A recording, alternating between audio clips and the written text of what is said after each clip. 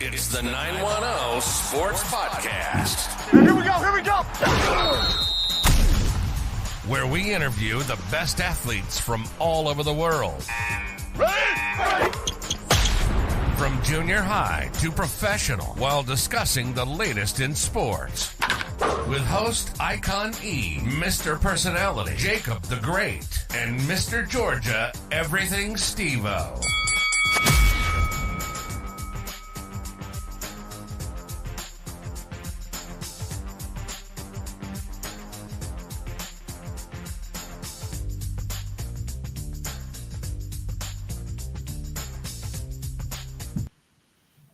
What's going on? It's your boy Ikon E.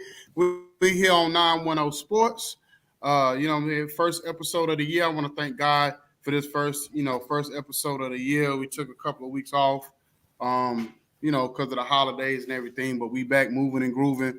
First of the year, doing our thing. You know what I'm saying? I want to introduce, man, everybody, my man, Ace Boom Coon, little brother. You know what I'm saying? Mr. Georgia. Everything, Mr. Georgia. You know what I'm saying? Steve-O, what's in the building? What's going on, Icon? What's going on, man? Like you said, first show of the year, man. Just want to praise God, give honor to God for allowing us to be here today and to do this, do what we love to do, man. So I appreciate you, appreciate God, and everything else we got going on and what we about to do in 2023. So I'm excited.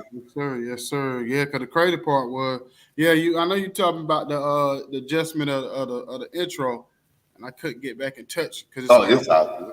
Went through that fever thing or fiber, whatever, however you pronounce it, whatever. But I'm gonna still make some adjustments to the intro, but I want to put something together, something different, because I know we were going to a new era, new whatever. So, but definitely I want to put something else together for that. It's been a lot going on this week in sports, man. A lot going on. First and foremost, I want to just, thank God for the healing for that young brother, DeMar Hamlin. I was watching it live when it happened last week, and as soon as it happened, I knew it wasn't the normal situation. You know what I'm saying? Just by me, because normally when you see a concussion hit or whatever, you see the guy kind of get up and wobble a little bit or look, gazy eyes, and he kind of walking off or whatever.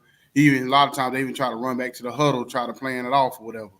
You know what I mean? And in this situation, when the guy got up and he just fell straight back down, I said, "Oh, so that's something different." You know what I'm saying? Or whatever. So I'm just glad that he's, because this ain't gonna lie, it shook me up, man. I was shook up by that thing. You know what I'm saying? To see like that, because I was like, I know in my lifetime, I've never seen anybody have to get CPR on a football field. I knew that, and then when they kind of verified it after the game and throughout the whole broadcast, I said, I know I've never seen that before. So I was trying to, rack my brain, like, have I ever seen that before? Nah, not on the football field. Not on TV like that. Yeah, the closest thing I could ever think to see something that horrific in a game was Hank Gathers. I know you maybe before your time. Yeah, no doubt. Hank Gathers was a basketball player. He played for Laurel Marymount back in the 90s. And that was the last time I remember seeing something like that and whatever. But what's going on, my man? How you doing? Oh, how you doing? Doing good myself. How you doing? I'm good. I'm good. Jacob, he might be coming around. He feeling under the weather this morning, so we might have to kind of do this interview without him. So, but we're not gonna stop the show. We're gonna keep this thing moving, or whatever the case may be. So basically, you came from you played college football. Yes, sir. You're a coach and a recruiter now, and it seems like just what we see in your bio and stuff, you maybe at some point trying to get back to your playing days. Is that correct? Yes, sir. Okay, so just go take us back to childhood. When, as a child, what age was it when you started playing like football and being like serious about it as a child? I mean, honestly, the child growing up, back in elementary days, we used to play football before school. Went to classmates for school, after school, Kick Elementary School, back in Harvey, Illinois. So we used to play football before school, and the passion for football was always there. So sixth grade year, I went to this private school in Chicago Heights and got the opportunity to play organized football. And back at that time, I was a little husky at the time, so I played like offensive lineman, defensive lineman at the time. And I was very good. After that aspect, I didn't play again until freshman year high school. And freshman year high school, my passion for receiver was always there. I was good catching the ball. And who I looked up to in the league was Terrell Owens at the time. I looked up to him, man. He was an amazing player in that aspect. And my game just followed him in that aspect. So my freshman year of high school, I got opportunity. I played O-lineman game, so crazy. One of my coaches, Coach Lovey, gave me opportunity one game to play receiver. I scored my first touchdown in my career in high school, my freshman year. Then after that, I started playing receiver. And also during my freshman year, I played basketball too, my 4 years of high school too also. So like kind of correlated aspect. So my sophomore year, the first like 4 games, I played O-lineman. One of our sophomore coaches had an episode during halftime. And after that, he ain't coming for the rest of the season. So my freshman coach came our sophomore coach, and he put me at a receiver. Then ever since then, I just did my thing at receiver. Varsity coach noticed my aspect and just took off in that aspect during high school in that aspect. So I just took off from there, from high school, going in with basketball also. Okay. So you grew up in the Chicago area? Yes, I lived majority of my lifestyle in Harvey, Illinois, around my house. Okay, so did you grow up in the suburbs, or you grew up like in a in in the hood, or where did you kind of like what area of Chicago or those areas did you grow up in? So Harvey, Illinois, it's like the outskirts of the south side of Chicago. Harvey, Illinois. Okay, so basically where you was at, you would were you kind of away from all like the crime and the gang stuff and all of that? Honestly, no. Harvey, Illinois is like one of the top like top bad cities, honestly. You want to be real, because like from Harvey, Illinois, you could really walk to like the south side, honestly. You go walk there. So it's just growing up, it's like you have to be in your P's and Q's in that aspect, you know. And back in the day, like it's more wild now because like back there was more structure. You had the OGs back then, and you had issues back then. Like we fist fought, knuckle to knuckle back in the day. So OGs, like you play sports back in the day, like nah, you play sports, y'all just fight it out, just gonna move on with your day. It was structure. OGs ain't let us get out of control. And nowadays, just like ain't no code, just like ain't no respect. You just do what you want to do. Like who is you? That aspect. So In other words, were you one of those kids that they seen a future in? So in other words, they protected you and kept you from being out there and getting in trouble with the rest of the kids. yes, sir. Okay. So Steve, I'm gonna let you ask a few questions, and then we're gonna let Jacob jump in. Hey, brother, thank you. I appreciate that. Hey, man, how you doing this morning? Good, but yourself. I'm doing pretty good. My wife grew up outside of Chicago in Peoria. I don't know how close or relevant that is to the location you gave, but I know in the suburbs of Illinois, there's some good football play. A lot of people don't realize that. You know what I mean? A lot of people don't realize a lot of good sports, a lot of good athletes come out of that area. Have you ever had a desire to either play for Illinois or stay at home to play, or were you always trying to, go outside that area to play football?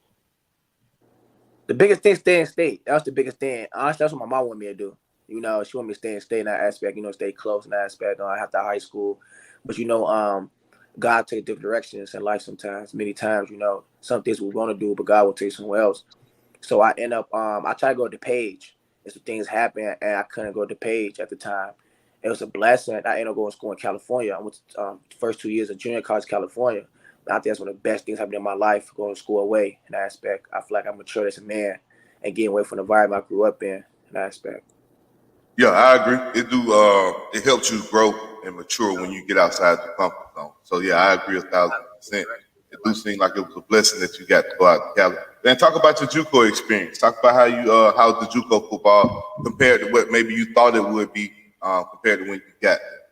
Man, honestly, everybody went junior college play JUCO for football or basketball. You understand? It's a different lifestyle.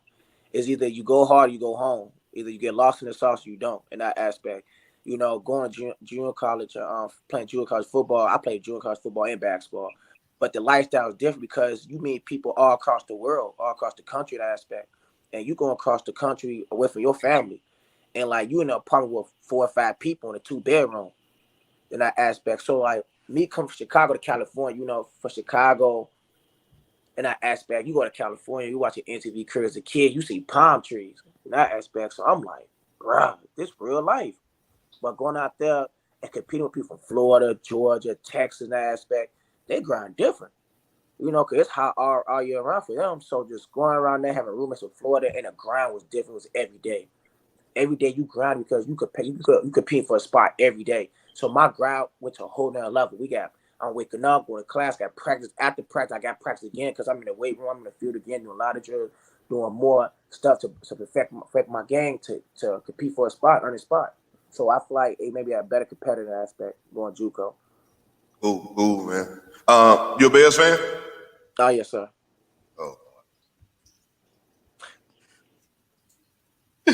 What do you think about Justin Fields? I'm gonna let Jacob take over in a few seconds. I just want to pick your brain on what's currently going on in the NFL. What you think about Justin Fields? He's a great quarterback. We see all the quarterbacks we have doing a year. He got outside the pocket. I feel the biggest thing with Justin Fields is just like giving him some help at the receiver core.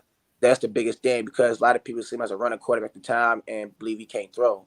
I believe he got time. He could throw. He can read defenses, but it's hard when you can't got nobody to throw it to. Rely on that aspect. I feel he got like two receivers. We got Chase came in. We got Monty could come in to catch the ball, but the O-line ain't holding up too hard for him.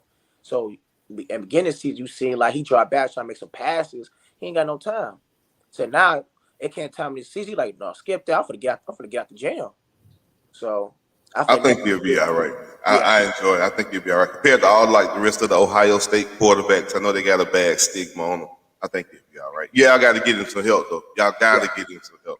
Most definitely. Jacob, what's going on, my man? Good morning. Good morning. How you doing, brother? Battling this cold, man. What's going on with y'all? Good, man. Here living the life on this side of the dirt. So you know what I'm saying? Yeah. Right. I can dig it. Mr. Archer, what's going on with you? How you doing? What's up, boss, man? I'm all good. Blessed. Can't complain too much with yourself. Good, man. So, man, every time I call you, man, you in the gym. Man, always.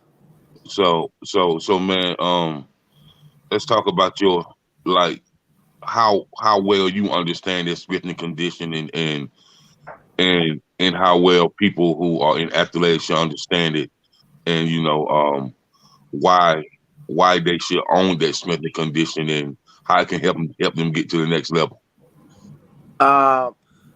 Biggest thing I say with shift conditioning come on all aspects with stretching. Stretching is so important because stretching it helps. If you don't stretch as a football player, you restrict your mobility in football, basketball, any sport you play in that aspect. Because the more you stretch, the more movements you make, you go relieve yourself of certain injuries. And like a lot of football players in that aspect, they're not as flexible. And sometimes you're in a football field, you be in awkward positions in a football field, and you don't stretch it. Sometimes it comes to a point where you can tear something in that aspect. And another thing I say is eating right. Like some people got the fortune they can eat wrong and get through time, get to the top. A lot of people can't. Eat trash, stuff like that. You see LeBron James, how he take care of his body, been in the league so long because he eat the right food. And I feel like we have choices. You want to play at the top. So I feel like I always get told my body's like a car. You gotta get an oil change. The oil change is the key to your car, key to your engine. The oil change. And I feel like it's the same thing. I put food in my body. If you want to play like a Ferrari, you can't feed your body like a small little beater. As I always say. So, and lifting weights, you always want to keep your body maintained to stay strong. Because if you playing football, I'm on a football field, I'm getting contact. If I don't work out, like my body get more fragile. But me working out is not going to the gym to stand, just going to a weight room and just like lifting heavy weights. It's lifting a certain body weight to keep the foundation solid in the weight room. And my body's solid for the football field. So I go absorb hits. It won't tear my body down as fast, but I didn't lift weights. Now aspect. I can dig it. So man, the wide out is a great position when it comes to, you know, any aspect of football. And so when did you understand that you was a predominant wide receiver, that this is a position that you always going to own? And how did you, you know, get to the next level at being a wide out? honestly, as a kid, I feel like I had the passion for a receiver. As a kid, I was saying before I had passion for. I always had hands. I was good catching ball at the highest point. I looked at Terrell Owens as a kid growing up, but it took levels to it. In high school, I feel like I played bag, so I was just always strong. So I was always good to fade ball, to slant the post, in that aspect. But through college, I feel like JUCO, I started getting a little. I understood the receiver spot more. I always been quick. I always had hands, but the biggest thing for me at JUCO was speed. So throughout time, I understand. I started working on quickness, so working on speed. Then after I got to Trinity my last year, Trinity my senior year, Trinity, I met a coach, who became my mentor, met Coach Allen. So throughout that season, and we brought an OC in, that Coach Buddy, and he broke it down to different aspects, different route options for receiver. So I understand the game a lot better. My other coach, receiver coach Al, he broke stuff to me. I spoke things down to me in that aspect. A receiver just understand the different aspect of how to run this route, different coverage. I understand how to do this, so it made me into a better player. So my senior year, I understand the defenses, the DBs came into that aspect. It's enhanced my game. So it came to that aspect. Games came along, I started killing stuff. After each game, defensive corners came to me after the game, was like, man, you talented, you can play next level. I'm gonna see you next level. So everything just kind of like the game started slow down that aspect. Just understand the different tendencies of defenses and DBs and stuff like that. So it came like that. Okay, okay. And so, upon you leaving JUCO and going to another school, man, what was the hardest part of that transformation? Honestly, the biggest thing, it came to, like, be honest, it came to transcripts, my aspect. Um, you need transferable credits. And honestly, come out of JUCO, I'm real with you. I didn't know nothing about that. I was coming from Chicago to Aspen, going to California, JUCO. My aspect, I thought I need like 60 units. But going to my sophomore year, like the biggest things go D1, had D1 schools interested in me coming to Aspen, stuff like that. It came to a point like, and you need 60 transferable credits. And one of my coaches was my counselor. So it came to a point of just like putting us in classes and that aspect and just the play. So I learned that aspect, and it was just like, it was crazy in that aspect. So, but leaving JUCO and going somewhere else to play ball, I feel like it was easier because JUCO was like a different type of ball game. You survive in JUCO, I feel you can play anywhere. A lot of people in NFL came from JUCO. You survive JUCO, you play anywhere. So the transition, it wasn't hard at all. Okay. Upon you going to, upon you leaving JUCO, going to the next school, man, what were some challenges for you when you transferred? Were there any challenges for you on the field and off the field, or how was it? How was it for you? Cause it's challenges like when you go to the next level. So, what type of challenges did you face? Man, it's crazy. I felt so after JUCO, man. That's where life really hit. JUCO, going to school in California, it was just like, everybody around the wave. Everything's good. When you high, you doing good. Everything's good. Everybody ride your wave. So after JUCO, I found out I couldn't go D1, D2, NCAA. I had to go NAIA. I mean, honestly, I was at NAIA. I quit football for a little bit. In that aspect, I was going, okay, like NAIA, like, man, I ain't playing that. Like one of my close friends, like, man, you gotta keep playing, Cause I see my teammates going to NCAA D1, D2, and I'm going, NAIA. I know everybody tell like, man, you get up to play that, but it came to the transcript aspect. So what happened was, so I ended up signing school playing Kansas. So I ended up coming back to the crib, my mom crib. I'm chilling. I'm laying down. I'm fucking play ball. I leave a couple of weeks. I'm asleep. I get called from my coach like, hey, Devontae, got some news to tell you. Like the class we took, the math class we took, to be eligible to play this year. He was like, in the NAIA clubhouse, they don't set the same class twice, so I can't ain't eligible. I got stuck in Chicago. I'm asleep. I woke up to a call like that, and I'm stuck in Chicago. I'm going to be gone next week. So now it's a life really hit. Like I'm stuck in Chicago, and my financial aid got messed up. Financial aid told me like I get $500 for the whole year financial aid. $500. You can't do $500 from financial aid for a whole year. You can't do no $500. So like I spent Chicago. That's stuff in rock bottom for me. It's like I had no money at the time. I couldn't buy myself a piece of gum at the time. So that's the time like I went from here, you the man, to all to the dirt. Like same people supporting me. I'm calling, what's up? I'm in crickets. So that's the time in my life, like, man, just like my relationship with God got stronger. It's just I was late at night just thinking. I couldn't buy a piece of gum. So it came to time just like I'm posting on Facebook, like, man, like I got a job. What about school? It was just crazy after that. So after that, I ended up taking one. I paid for one class, Perry State, that class to be eligible for the NAC House. Then after that, I went to school in Kansas. I went to Sterling College in Kansas. I ain't like that aspect of school. It was like a lot of things. I ain't like that. So I ended up leaving. Went back to Cali from February all the way to June. I came back home. I started training again. I gained weight. I got like 240. 240. That's the biggest I've been in my life. 240. I ain't doing for 2 months. I ain't doing nothing else out there. Came back home, grinding into science school, Belleville University.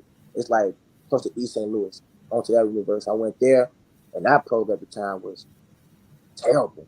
Coaches, everybody was terrible. And players were doing on strike, everything. So I ended up leaving that school. Leaving that school, came back home again.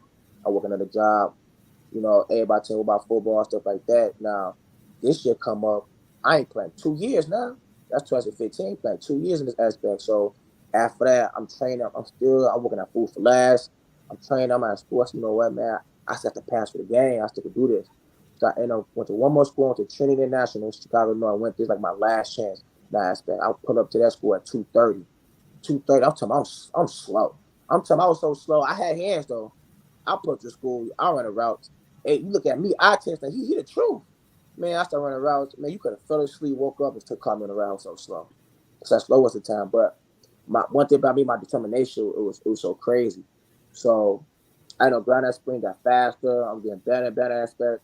Go to my senior year, I went to California, train, pick my senior year, and I balled out in that aspect. And a lot of people ain't see me play. I ain't played 3 seasons. I ain't played 3 seasons in my senior year. And my first game my senior year, I went for 9 catches for 181 yards. And people was like, "Oh, who was that?" In my first game, we down Chicago Bears like practice facility. The first game, Alex Brown to the game. And he was like, "Who's number 88?" You said next to my brother. He's like, "That's my brother." So ever since then, I caught like people's eyes after my first game. After that, it just went like crazy after that in that aspect. Okay. Like you, Ikon. Wow. So one thing I gotta do, I gotta commend you because a lot of kids would have gave up, especially after that missing 2 years. They would have just, got their degree and moved on or whatever. But you stuck with it. You had that dream to continue to play and get to that next level. So I definitely got to salute you for that. So basically, at post career, okay, so you got invited to Chicago Bears camp. How did that experience go for you? How was that experience? If nothing else, what did you learn from that experience? Man, that experience was dope. Come from a small school, my senior year, we was trash. I'm gonna be 100 with you, we was trash. We didn't win a game my senior year. We won one game, but they said some of our players was eligible. So how that our first game, I went crazy, and our quarterback threw for like he broke a record. He threw for like over 800 yards that game. So we geek, and they talking about some. They talking about some. One, I put on eligible players. 2, I put on eligible players. They took that win for us. So it's like I hurt. So technically, we didn't win a game for the whole season. So I had pro day at Northwestern. Then after that, I got an email from the Bears. Brought me in for a workout aspect. And go back to my pro day for Northwestern, that aspect was dope. Like walking across, do the whole pro day for a 32 NFL scout was amazing for a small school. Then get brought in for the Bears and talk to the Bears coaches in that aspect. It was an amazing experience. Because that's like a 0.2% of people get the opportunity, And come from my background, how far I came with football, sitting out 2 or 3 years, and come from a small school and get an opportunity was a blessing. It's just like it's hard. It's just a blessing. It's just like still wild to this day. Like, man, I got the opportunity. Okay, so how did you get into like the coaching and the recruiting part of things? On that aspect, as it was been past because I was my own self recruiter. So I used to email coaches myself. So I used to set up emails and send it to schools at the high school. One of my basketball coaches actually helped me and taught me the way I do this. After that, I kind of like email coaches myself. I became my own agent at the time. So at the high school, at the college, that aspect, I had a friend like my brother in that aspect. And he already been doing college, helping like our fellow like classmates, teammates, and friends, for the next level, setting up stuff. And he prepared to be an agent himself. Honestly, he been an agent for a lot of people. So like it came to I always been teaching kids, coaching kids that aspect, like training them on the side, and that stuff, that aspect. So about like last year and a half ago, my friend Ben started a business called JD Chase Academy that I ended up coming along with him. So in that aspect, he been helping a lot of kids, college recruiting, kids like that to get into school. And last year, 2022, our class, everybody got an offer in that aspect, 100% rate in that aspect, and helping like professional athletes in that aspect. We do like 5 different sports. We do rugby, do overseas basketball, we do overseas football, we do WWE wrestling, and we do UFC in that aspect. So y'all just came along as I still train. So it just basically I just correlate with each other. Okay. So what ages do you like coach? Basically do football, basketball, mostly like basketball. No, I said what ages? What ages? All ages. Oh, okay. So, as far as the recruiting part of it, and things that you've been through, when you go talk to a kid or their family, their parents, or whatever, what's your approach? You My know, journey. My journey is touching me. People look at me now. You look at me now. You be like, man, you fast, you quick. I was a chubby kid back in the day. I used to play old lineman. They like, what?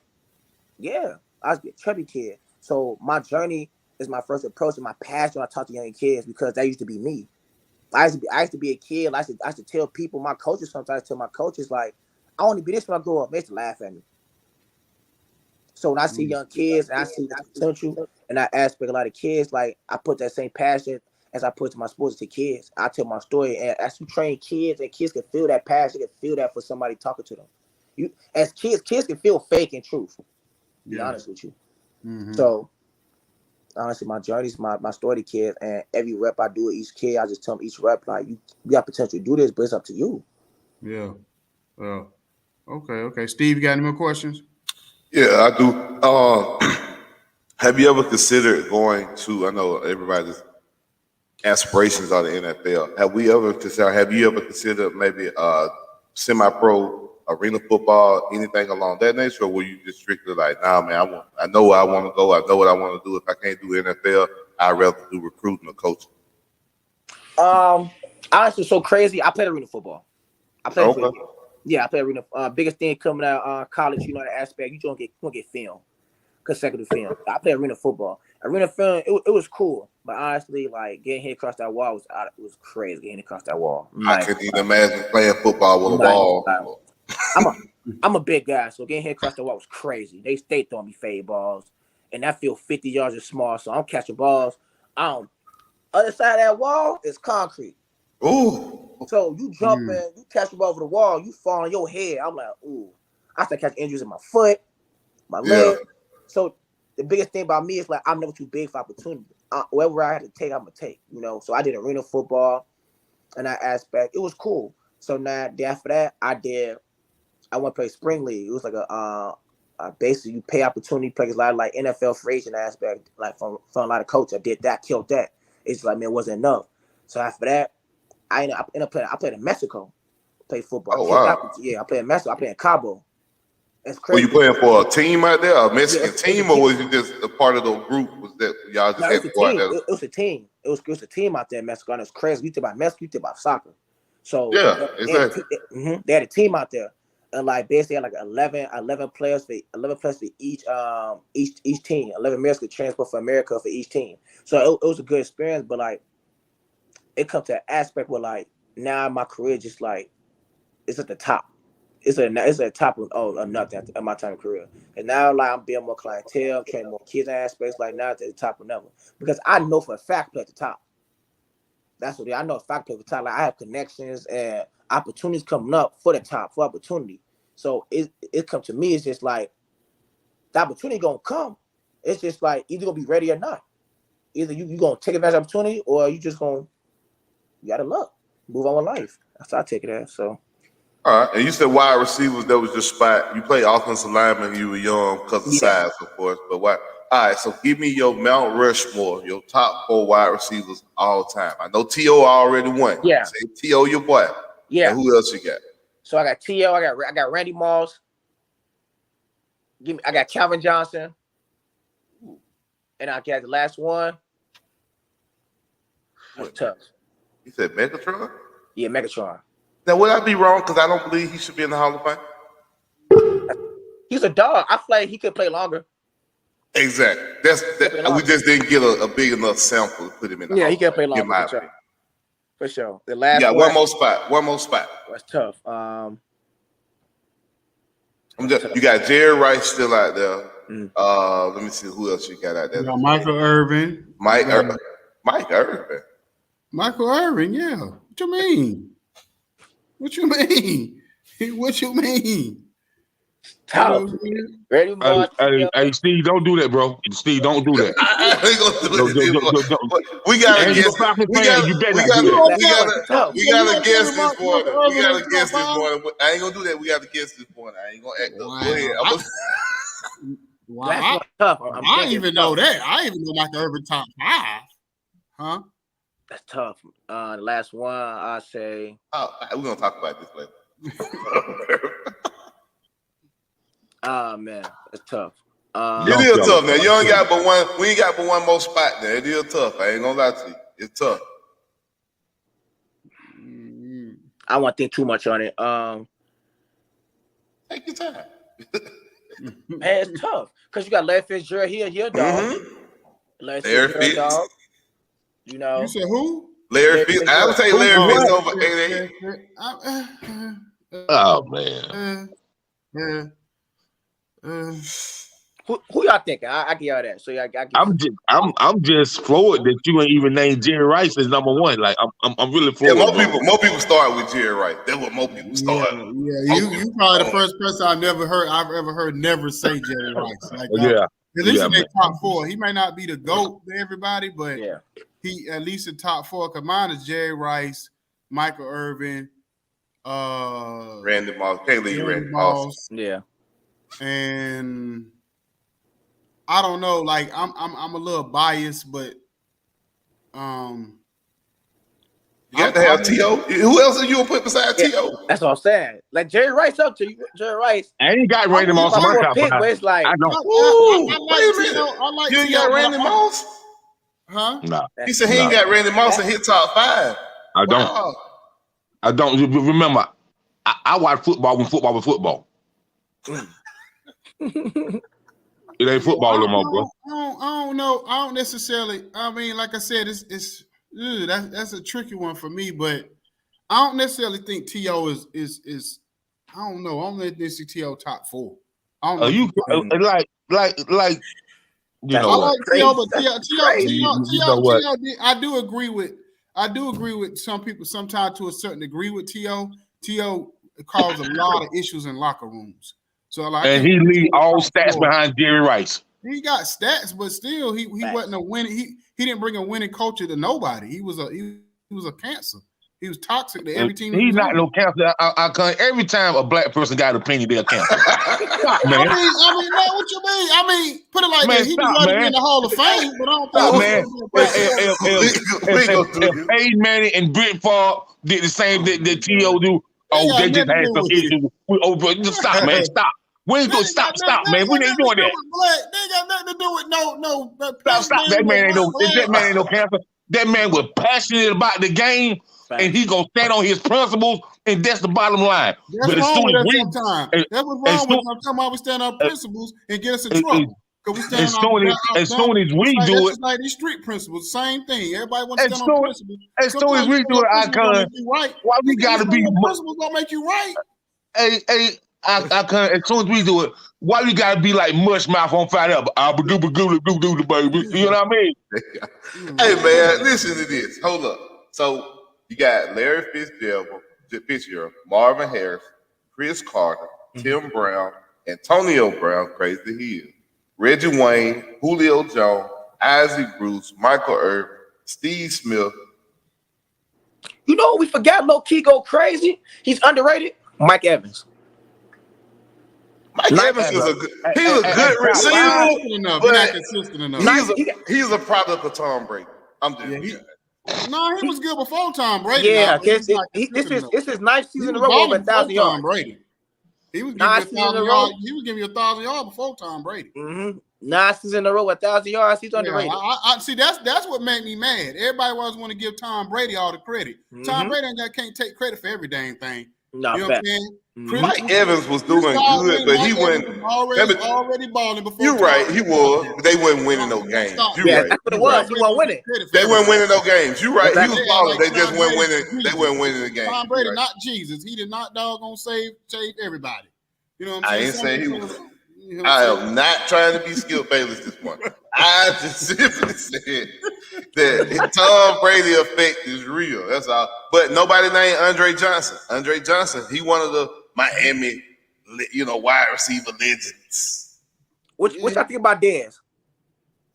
Dez? Dez ain't top. No, Dez ain't top. I'm a Cowboys fan. Dez ain't top 10 to me. Nah, me. Yeah. I put Julio way over him. I take Julio way over Dez. Yeah, Julio dog for sure. Yeah.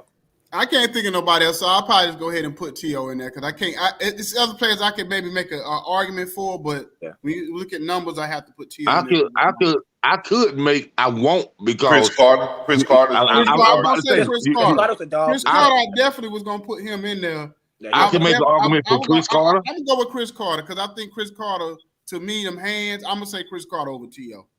I can make a call for Chris Carter, and I can make an argument for the greatest wide receiver ever played the game, and Steve Largent. Steve Largent, yep. You went back. You went back. Hey, I'm gonna tell you another person you could put in there too. Art Monk. Well, you might not go back that far, but Art Monk was a bad boy. Art Monk and Gary Clark. Yep, there was both of them dog. Art Monk played. Lance Allworth. Who is Lance Allworth? I have to look at some of these black and white pictures and ask y'all. I don't know nothing about these black and white pictures. Who is Lance Allworth? Lance Allworth? I don't know who that is. Yeah, okay. Lance is back there when my daddy was a kid, bro. Oh, my fault. Don Hudson. I heard that name before. I don't know some of these guys. Man, hey man. So we had to put Metcalf in there as well, bro. If we talking about dogs. DK Metcalf? Nah, he ain't no goat. Eric Metcalf. Eric Metcalf. I thought you were DK Metcalf. I'm like, no. I mean, either I would say DJ. No. Metcalf that played for the Falcons and the Browns. Yeah. That Metcalf. I mean, I'll put Julio over there over top a lot of them players. But Julio in a top 5. Julio had 5-year season. Stop, man. Guess what I said too? Julio was a straight beast. Depending on what you look for, because you got him and Antonio Brown. When you go through history, and you look at no. When you go through history, at one point, them two were the top 2 wide receivers. Yeah, I give it to him. Antonio Brown had the greatest 3 runs in the history of football. Like better than Jerry Rice, better than Michael Irvin, better than T.O. If you look at numbers, nobody had a better 3-year run than Antonio Brown. If you look at his numbers. I give you that, but man, just take your emotions out when you think about Antonio Brown, bro. That's all, man. Yeah, I'm not. But I'm saying we still got a sample size to make him a GOAT. He's still up there. He could still even go to the Hall of Fame, but he's not a GOAT. He ain't going to the Hall of Fame. He ain't going to the Hall of Fame. I ain't gonna say he no GOAT, but I'm gonna say if you talk about receivers that did that thing in a certain type of span, you got to mention Antonio Brown because he, like you said. In that 3-4 year span, he was an animal on the field. Oh yeah. All I remember is that one night on Monday Night Football when they played us and they played Washington on Monday Night Football, and I've never seen a wide receiver dominate the way he dominated that night. The stuff he was doing that night was crazy. I was like, I didn't even really know who he was at the time. I don't know, like man, 6-7 years ago. I was like, because how Deshaun Jackson used to dominate the Cowboys and beat them by himself. I don't know, bro. Yeah, you're right. But Deshaun Jackson will get you on like that one, like he'll get you on that one deep route. The way Antonio Brown was catching stuff, all kind of stuff. He was deep routes, everything. He was just killing them. Like it was like he was in a training camp and he was showing like one-on-one and wide receiver. That's what he was doing that night. Like, D-Jack players like that, they'll normally get you on them deep routes, over the top route. That's how D-Jack can get you. Just to go back to the question real quick. Devontae, what do you think about 7-on-7s? Have you been involved in 7-on-7s? What do you feel about 7-on-7s and how they are becoming pretty much more prevalent now in some of these camps. You know, these 7-on-7 competitions are pretty much how they're basing their rankings when it comes to wide receivers and quarterbacks. Honestly, I feel it's crazy nowadays. Like the generation now just got it so easy, you know. Yeah, man. I'm about to get back. Yeah. Like, I ain't gonna lie, we ain't had that. Like, so a lot of kids play Sunday, so they can't play level on football. Yep. And a lot of these kids just get so big headed, they walk around so cocky playing 7-on-7. You just running around. Oh, I play 7-on-7. Yeah, you feel me? Like outside it is like it's not level on football. Like you can't be dancing all day, you ain't gonna get hit. You ain't getting hit 7-on-7. I mean, it's good to get exposure. You get offers out 7-on-7 now, but I just feel like don't get too big headed over it. I agree. A lot of coaches, a lot of recruiting, they base a lot of what they see in these players on 7-on-7. And like you said, I don't think it's real football. You got a safety coming over the top, getting ready to lay you out. It changes your mindset when you try to catch the pass. We out here in just shorts and a t-shirt, and I'm just trying to get by you. If you ain't got nobody really putting a lick on you, you ain't got the pass on, it's hard to really base just off that. But I know a lot of kids, like you said, that's all they post. They post their 7-on-7 clips. Yep. Sending 7-on-7 clip to the recruiter, so I know you be getting them too. So. Hey, man, and I'm gonna say this about since you mentioned football, man. I was told by a trainer that trains a lot of high school teams. And he told me why he quit. He said because the coaches nowadays now have no discipline. They say the kids can talk all the way over. So like you said, it's different, bro. It's different. Like when I played, man, you kind of knew not to disrespect the coach. Yeah, because the coach was somebody that your parents been knowing for a long time. You know what I mean? So they feel like if you got out of pocket with the coach, they feel like, what did you do? Facts. You know what I mean? But nowadays, man, these kids say anything got their mouth, boy. Good man. And in saying that, do you see Devontae now that you done, you've been playing, you play kind of in both eras or been around different eras of football. Do you see the players being more combative doing practice and doing on the sidelines than you did when you first was playing? These kids talk too much. These kids too emotional. First of all, the kids too emotional. Like you said, back in the day, well, your mom dropped you after practice, she go home, she let the coach deal with you. Because in a way, your coach back in the day, your coach for you was not a father figure to you.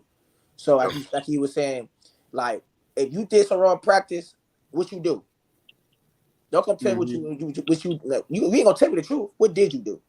Cause in the day, parents respect coaches in that aspect. Nowadays, it's just like the kids say something, the parents acting out of control, play my son, this and that. Like, man, it's just crazy. It's the parents are like the kids.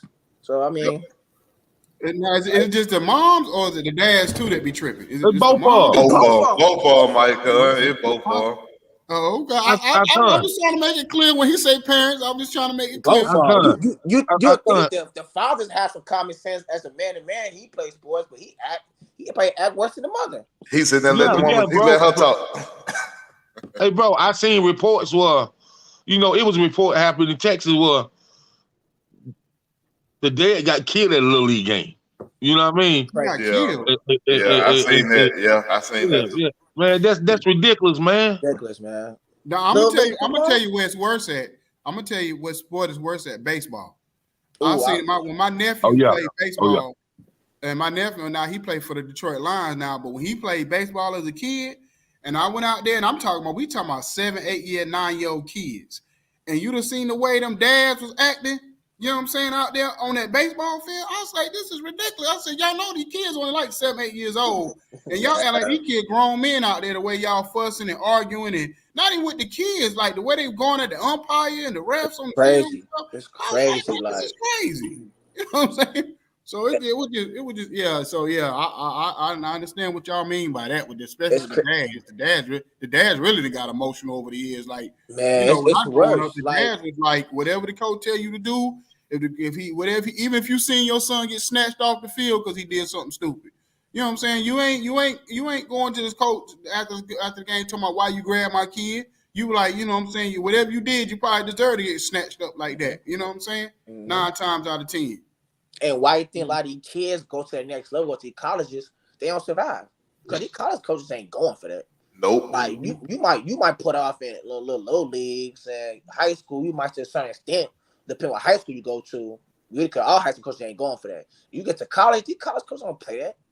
Ain't no You see Tom Izzo. You seen that game in the tournament a couple years ago when Tom Izzo got in his player face and they about crucified Tom Izzo. Yeah. You know what I'm saying? The reporters and stuff for that. Back in the day, they never do Bobby Knight like that. I'm telling you, Bobby Knight will go hell. I'm telling you, at those power fast school colleges, I promise your coaches be snapping. I promise you go outside the program and tell some things you're done. Like I'm telling you, they on next level. The kids ain't doing that next level. You gone, bye. You get replaced. You see the transfer portal? Oh my gosh. A lot of people don't know, man. 60% of them kids don't even go to another team. A lot of them kids don't even get picked. They're not. It's so crazy. I feel like a lot of kids are abusing it. How are you going to the transfer portal with no film? No film. You ain't played? I don't understand. You're not gonna go nowhere. Like you just do it because it's popular. So see, you schooling them right now, brother. You schooling them because that's common sense. I can't have these kids don't be playing, man. You know, and I ain't even thinking about it from the aspect. I'm thinking about it from the aspect of when they transfer and they ain't played that the school's looking at before they got there, like their high school film. I ain't even thinking about the fact that what you just said. That was 2 years ago, and they ain't played in 2 years. 2 years ago, where they gonna go?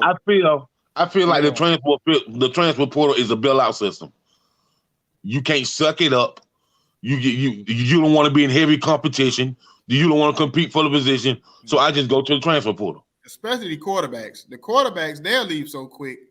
You know what I mean? It's like ridiculous. And I feel like in the aspect, it's pros and cons to it. So I think a pro about it is like, okay, if I transfer to a school, I do 1 year. If I know I should be on the field, I'm good, and I got decent practice film that aspect, I'm good enough. I'm at a big school. Why sit for another 2 more years where I could transfer and play at a school I know I could play at automatically? That's a pro to it. That's a player know that he could play somewhere else and he's good and got to get decent practice film. That's good. But you got players out here transferring and got no film and think if I'm going to go to a higher level, no film, you're not going to go nowhere. Like you said, like probably 40-50% of players in the transfer portal ain't going to play nowhere next year. Nope. The trick's on you. And see that, and that's what when people like report on this type of stuff, like ESPN and all these networks, they don't tell people that. See, they don't educate to say, listen, they just want to talk about the positive side of it, or talk about who going where, like a Caleb Williams or who are these players that everybody know where they going. But they don't just talk about the kids. That's what need to be talked about. The kids that get in these portals and then they end up back home because they can't go nowhere, and then they done already pissed off the school they left. Because now they don't put out, I don't want to be here no more. And the school now, they're like, we don't moved on. You can't come back here. You know what I'm saying? So, you know, And I got another thing about it, so Chris, because this transfer portal is affecting high school seniors also. Because, you know what it is? Because that COVID year, everybody got an extra year. So that year, I had a little brother play football. He went to Grand Valley. And my little brother bigger than me. My brother like 6'4", 6'5", like 240. He's bigger than me. And like going to his freshman year, those seniors leaving, all that another year come all the way back. And the juniors had another year come back. So for this football graph, a lot of people, everybody ain't built for it. My little brother, he into mechanical engineer. He started playing football. I mean, he bought the money. Gotta respect that. But from the high school aspect, like, so check this out. If I'm a coach and I got seniors coming in, if you're not a 4 or 5 star coming to high school, I'm not gonna give you a scholarship because I got all you kids in the transfer portal who can come in right now and play games right now. Who I'm gonna choose? I got developed. That's probably a 2-star, 1-star, or I go get JUCO players or somebody in the transfer portal come from Alabama or a nice D2 school. So it hits a big red flag for high school kids. So I feel like that's a big effect on that too. Yeah, I've talked just to echo that. I've talked to a couple of high school kids, man, and they're saying that like they're not getting even the looks because as a coach, I know nutrition wise, training wise, workout wise, this transfer portal player has been in a nutrition program with Alabama for 2 years. Why do I want this freshman from high school that I still got to put in the weight program, still got to teach them how to eat? So yeah, it does. I think it affects. It has to be some type of balance, man. They got to do something. They have to do something to balance that thing out. They can't let it stay the way it is. They not though, Steve, because the only kids that's getting scholarships now is the 5-star kids, the 4-star kids. Yeah. Them kids that was 3-star that could go to Division 2 or Division 3, they're not even getting scholarships because of the transfer portal. Yeah. True. Now, one aspect about that too is a lot of JUCOs and HBCUs are now getting kids of quality because of that. So it's a double-edged sword. It really is. Because now a lot of these 3-stars are going to HBCU. A lot of these 2-stars are going to HBCUs, where if they would have went to Alabama and sat on the bench. But now they can't do that because Alabama done brought in 3 transfers. So it has ripple effect on all of the game, negative and positive in some aspects. Mm-hmm. Well, I appreciate you coming on this morning, brother. You actually our first guest of the year, so you broke us in right for 2023.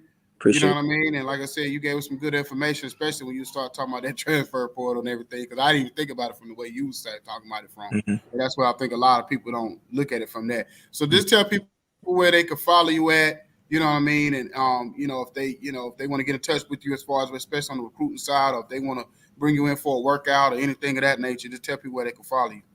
For Instagram, my business Instagram page is JD Church Academy. You can hit me on that aspect for getting high school kids looking for college opportunities, or you are free agent out there looking for opportunities.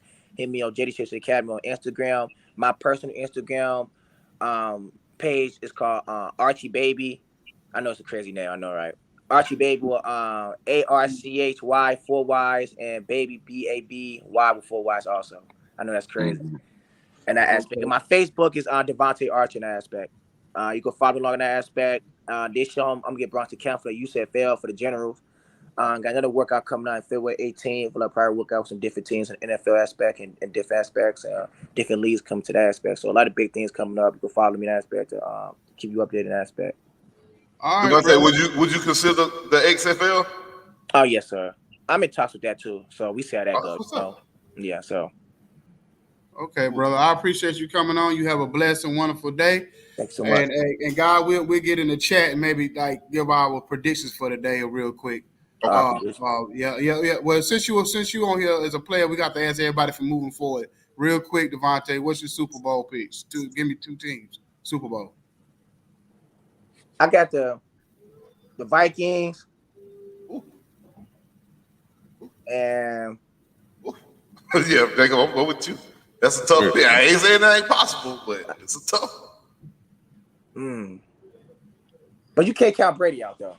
Can't count Brady out. So which one? You gonna have the Vikings or you gonna with Tampa? You gonna go to Vikings or Tampa? I'm gonna go Vikings, and I got.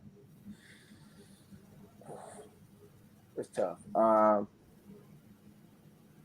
ain't gonna lie. I don't know about the other one yet. I don't know yet. All right. Well, maybe we'll chime back with you. Maybe we have an episode right for the Super Bowl and let people just call this, send us something, give us picks. You know what I'm saying, or whatever. But anyway, y'all have a blessed one. See y'all next week. See you. Peace.